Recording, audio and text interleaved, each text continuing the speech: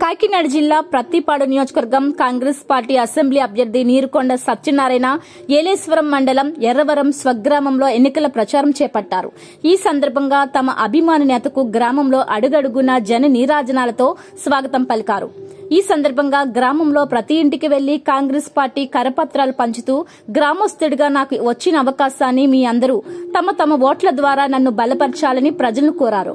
ఈ సందర్భంగా గ్రామ ప్రజలు మా గ్రామం నుంచి మొట్టమొదటి ఎమ్మెల్యే అభ్యర్థిగా మీరు పోటీ చేయడం గ్రామానికి గర్వకారణమని, మా మద్దతు మీకే అంటూ హామీ ఇచ్చారు. ఈ సందర్భంగా మీడియాతో మాట్లాడుతూ గత 30 సంవత్సరాలుగా గ్రామ సర్పంచిగా, జడ్పీటీసీగా ప్రజలకు సేవ చేస్తూ ఉన్నానని తెలిపారు.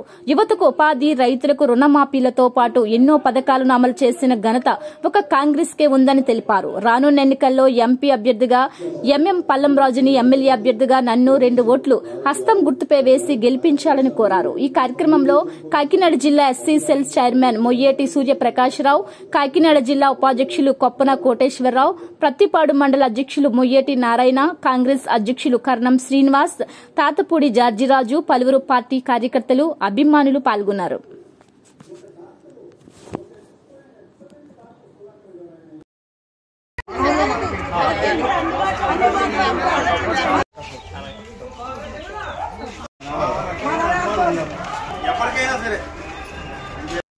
రానున్న సార్వత్రిక ఎన్నికల్లో కాంగ్రెస్ పార్టీ తరఫున పార్లమెంట్ అభ్యర్థిగా మల్లిపూడి మంగపతి పల్వరాజు గారు, అసెంబ్లీ అభ్యర్థిగా నేను నీరుకొండ వీర వెంకట సత్యనారాయణ పోటీ చేస్తున్నాం.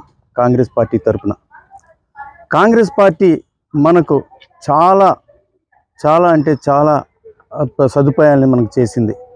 కాంగ్రెస్ పార్టీ మనకు స్వాతంత్రం తెచ్చినటువంటి పార్టీ కాంగ్రెస్ పార్టీ. ఈవేళ ఎన్నో ప్రాజెక్టులు, నాగార్జున సాగర్ కానీ, శ్రీశైలం కానీ, తుంగభద్ర కానీ, అక్కడికి ఏలేరు ప్రాజెక్టు కూడా కాంగ్రెస్ పార్టీయే నిర్మించింది.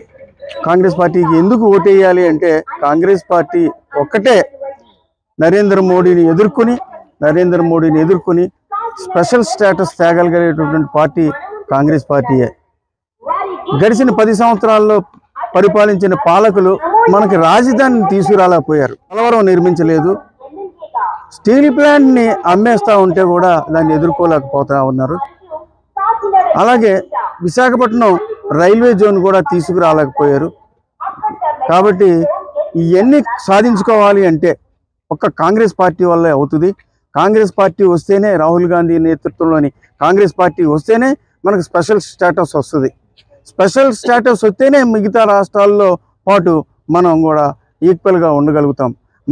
మెగా డిఎస్సి అన్నారు కానీ మెగా డిఎస్సి లేదు, డిఎస్సి కూడా లేకుండా చేశారు. గడిచిన 5 సంవత్సరాల్లో డిఎస్సి ఉద్యోగాలు కూడా తీయలేదు. కేవలం కాంగ్రెస్ పార్టీ మాత్రమే రైతులకు పూర్తి రుణమాఫీ చేసిన దాఖలాలు ఉన్నాయి.